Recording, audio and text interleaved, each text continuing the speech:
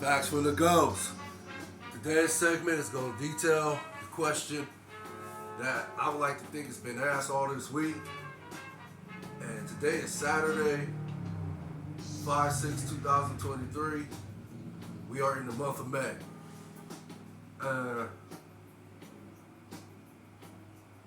For me, again, I'm good with it. I'm not, like I said, when the Cavs got bounced out the playoffs, I want to say 2 weeks ago.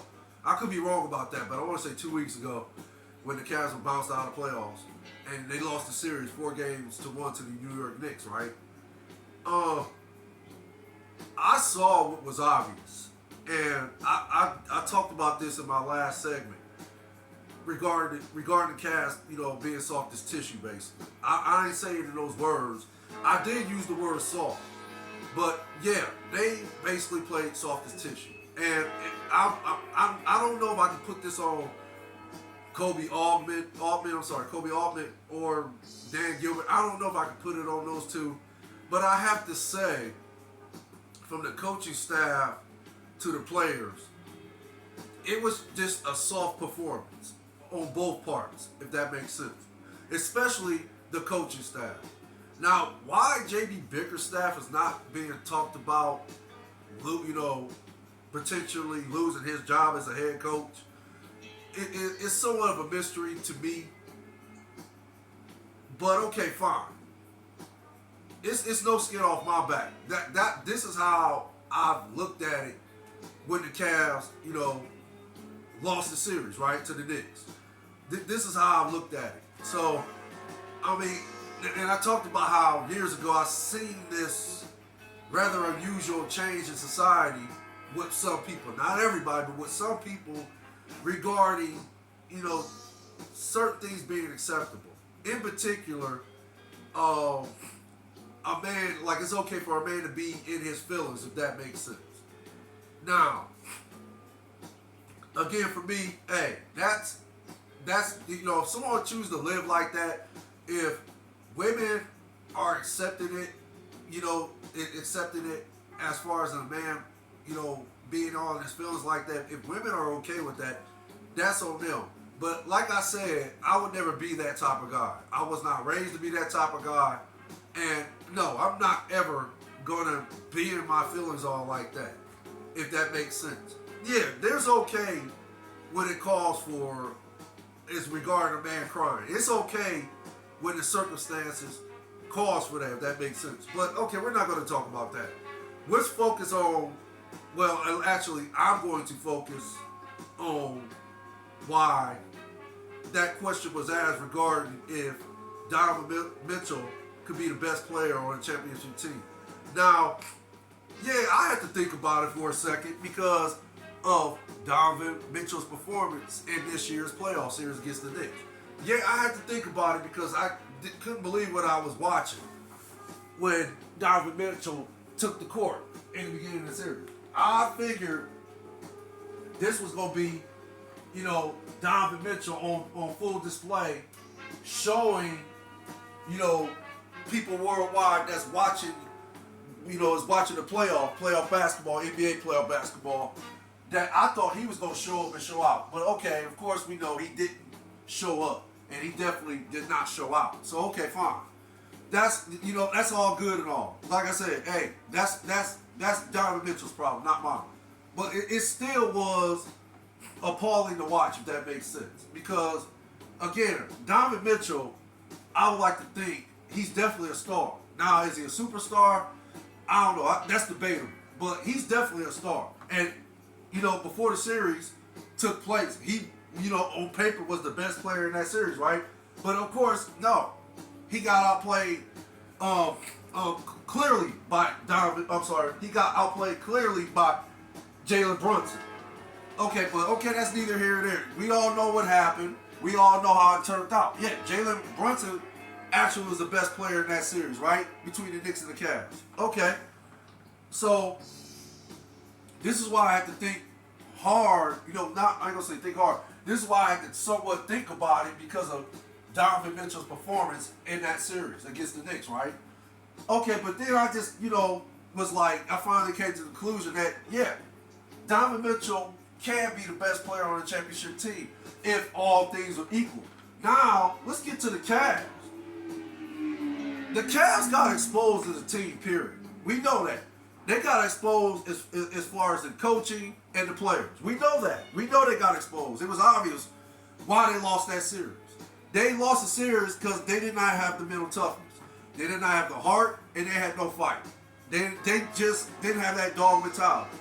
And I said this numerous of times in my last segment. But yeah, of course I'll say it again. But, okay, they got punched in the mouth, of course. And what did they do? Instead of fighting back and trying to impose their will on the Knicks, they allowed the Knicks to impose their will as far as the physicality of the game, the way it was dictated, if that makes sense. And Jamie Bickerstaff was clearly out-coached by Tim Thibodeau, right? But I'm not even going to go into the numbers, stats. I'm not going to, try to paint a picture as to why the Cavs came up short and why I feel, and I don't like to call for nobody's job, but okay. Mike Budenholzer, he got fired, right? I want to say a couple days ago or 3 days ago. He was fired, right? And we already know why he was fired. He was with the Bucks for 5 seasons, right? Yeah, even though during his 5 seasons, he, I like to say 3 years of those seasons, the Milwaukee Bucks had the #1 seed in East, right? Even though they still came up short until 2021 when they finally broke through and won the championship. Okay, but the prior year, I believe in 2022, they were projected to win the title, right? Okay, then what happened? They get beat by a Boston team, right?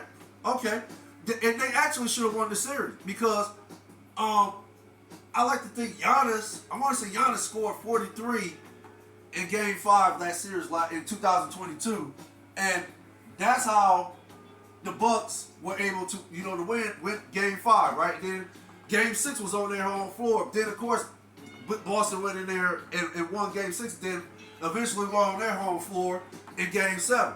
Okay, there was whispers saying that Mike Budenholzer's job was on the line then, but I guess they decided to say, okay, he did win a championship in 2021, so, okay, we'll give him another shot. We'll see what happens. Okay, again, what happens?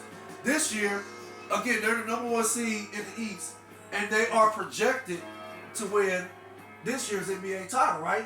In 2023. Okay, now we all know what happens.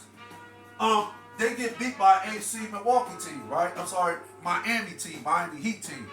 I apologize for that. My brain a little Swiss cheese again. I just, woke up from a nap.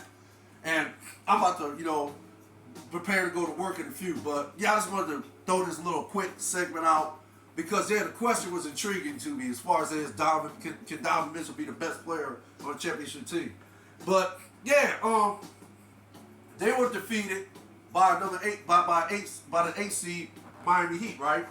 Even though the Miami Heat has a great organization, if not the best coach, no, as a matter of fact, Eric Spoelstra is the best coach in the NBA this year. So they had the best coach in the NBA, Eric Spoelstra. They got the best GM, in my opinion, the best in the NBA, the best GM in the NBA, and Pat Riley. Okay, yeah, Milwaukee, yeah, they have a phenomenal organization. Hats off to them for defeating the Milwaukee Bucks in 5 games, right? Okay, but still, y'all had the #1 seed, Milwaukee Bucks. Y'all had the best player in the NBA, Giannis. So, and y'all also had the most complete team in the NBA, in my opinion. So, for you to lose, even though the Miami Heat have this type of organization and players, I forgot to mention that, players, especially Jimmy Butler, who has now finally been considered a superstar, which I was saying it years ago. And I talked about this in my segment too, but okay, that's neither here nor there. But of course, yeah, they got a superstar in Jimmy Butler. Okay, still. But y'all got the best team in the NBA, the best record. Y'all projected to win this year's NBA title until y'all played the Miami Heat, right? That is still a bad look to get beat by an 8th seed Miami Heat team, if that makes sense, who barely got into the 8th seed actually they were the 8th seed because they lost to the Atlanta Hawks. They actually, Miami Heat should have beat the Hawks and should have been playing the Celtics. Who knows? Who knows what would have happened? The series could have been a toss-up. Well, okay. They lost to the Hawks and then they ended up having to play the Bucks. Okay, they defeat the Bucks 4-1. But I guess the way the organization analyzed Mike Budenholzer, and I don't know who the owner or GM of the Milwaukee Bucks. I know Jimmy Haslam has bought a piece of the team. I don't know what percentage or what role he plays in the organization because I didn't do my homework on that, if that makes sense. But yeah, that's about the only thing I know about the Milwaukee Bucks organization, besides the players, of course, Giannis being the best player in the NBA, perhaps, the world. But yeah, again, that's about all I know is the players and Jimmy Haslam purchasing a certain percentage or certain ownership of the team stock, whatever you want to call it. Okay, but I'm pretty sure they all came together and, analyzed Mike Budenholzer's performance over the past 2 years, if that makes sense. And they just finally decided that it was time to move on from him. So, yeah, he was fired. And, okay, yeah, Mike Budenholzer is still a great coach. He's one of the great coaches in the NBA. So, he gonna get a job. No skin off his back. Plus, Milwaukee's still got to pay him for the next 2 years, I believe, $16 million. I don't know if that's a total $16 million or he gets, the next 2 years they have to pay him $32 million, if that makes sense in total. So, okay, so Mike Budenholzer, he's good. I'm pretty sure he probably I look at it as, okay, I could take a break, take a little vacation with the family, wife, kids. I could decompress some, recharge the battery, and then, before the season starts, get right back at it, see what teams is hiring for coaches, head coaches, and so forth. So, Mike Budenholzer is good, but it's just what I'm saying about the decision the Milwaukee Bucks made to move on from him. And it makes sense to me. Everybody saying, oh, why would you fire this man?